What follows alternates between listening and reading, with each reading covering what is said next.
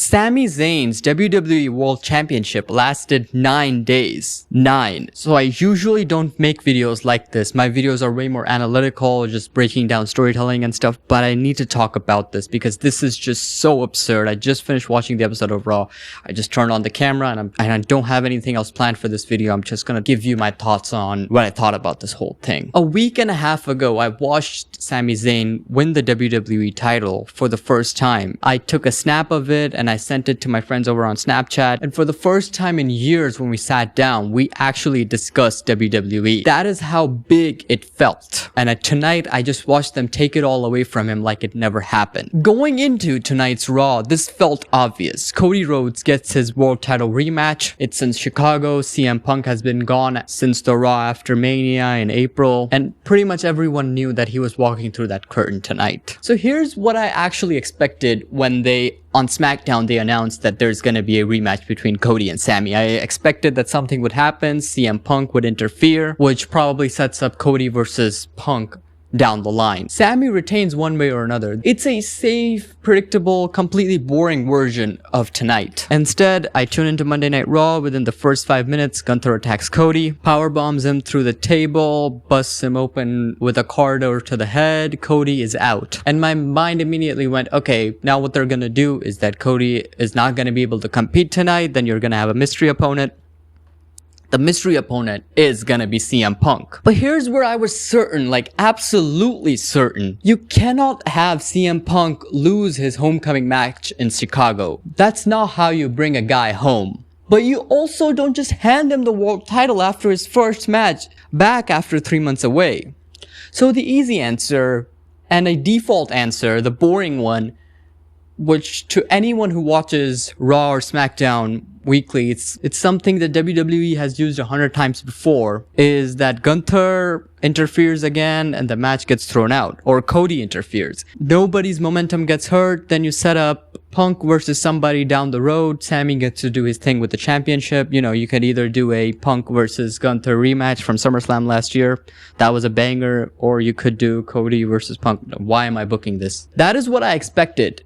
That's not at all what happened. Punk pinned Sami clean 1, 2, 3. He's now an 8-time world champion in WWE. And I just sat there with my mouth open on this very chair like 30 minutes ago. I wasn't happy. I wasn't excited. I was just processing what was happening because it didn't make sense to me in the moment, and it still doesn't make sense to me now. The match itself was great. I'm not gonna pretend otherwise. 20 minutes, both guys kicking out of finishers, genuinely great drama. If you just watch that match in isolation, it's one of the best matches that WWE has put on this year. The match itself isn't the problem. The decision around the match is. Here's my actual issue, and it's not about whether Punk deserved to win the title or whether the match itself was good. Sami Zayn waited over a decade to get his first world championship. He won it in Saudi Arabia in front of a crowd that loved him, in a match that felt genuinely earned. I said this in my Night of Champions vs. Forbidden Door video that as a Muslim myself, watching him celebrate that moment carried something extra for me. I wasn't the only one. Becky Lynch, Kevin Owens, half of wrestling Twitter was congratulating him. It felt like a real moment for a week. And 9 days later, it's gone. And here's what it actually tells you. It's not that Sami Zayn doesn't deserve the world title. It's not that Sami wasn't good enough to be champion. It's that WWE didn't trust their own decision the moment they made it. You don't win the world title in Saudi Arabia because Sami earned it and immediately hand it to Punk because you're in Chicago and the crowd wants a moment. That's not booking a story. That just feels like they're giving it to whoever's hometown you're in that night. If you're bouncing the title around on the marquee, you don't have a plan. You just have a mood board. And this is where it gets bigger than just Sami. Go back and look at who's held the WWE World Championships since SummerSlam last year. It's basically been 3 guys.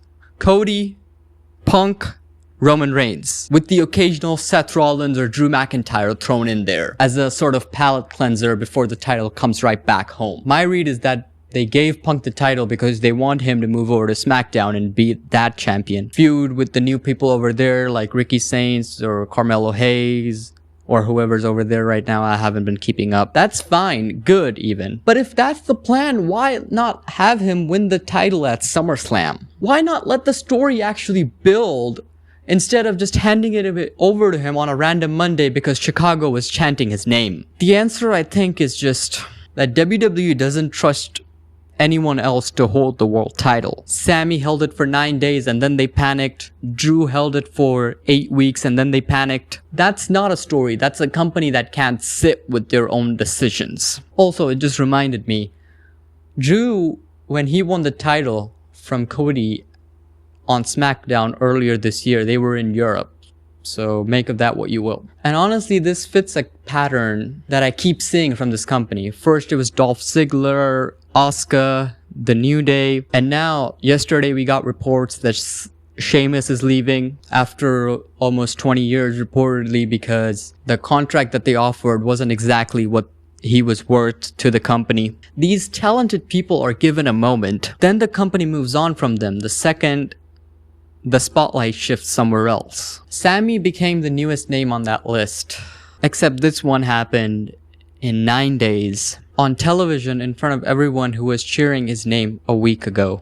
I've been away from WWE weekly television since the Raw after Mania, but I came back this week because Sami Zayn winning the world title felt like it mattered. I wanted to see what he did with it. He didn't get the chance to do anything with it. They had him drop the title on television just around a week later in his first defense. I don't know what the plan for SummerSlam is. I genuinely don't. But I know what tonight told me.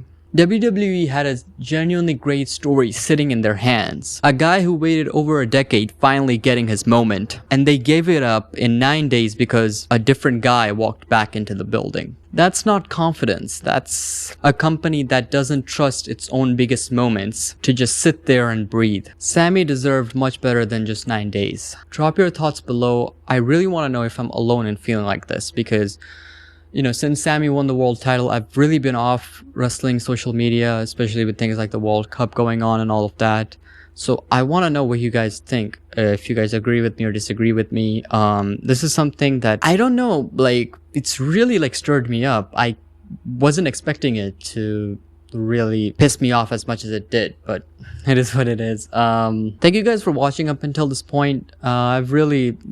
Tonight's been a weird night. I first watched Cristiano Ronaldo play his final game for Portugal, and even as an Argentina fan, it hurts to see a legend of the game go. And now I watch this. It's really absurd. But Dynamite's coming up this week. That episode looks to be really good. So yeah, I'll catch you guys in the next one. I was literally just editing my next proper video that's going to be about Cody Rhodes, so make sure to tune into that. It's probably going to drop later this week. I was planning to finish it tonight, but I guess not. Yeah, I'll see you guys in the next one. Thank you for watching, and goodbye.